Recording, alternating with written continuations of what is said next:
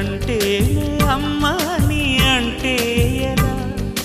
కరుణించే ప్రతి దేవత అమ్మే కదా కన్నా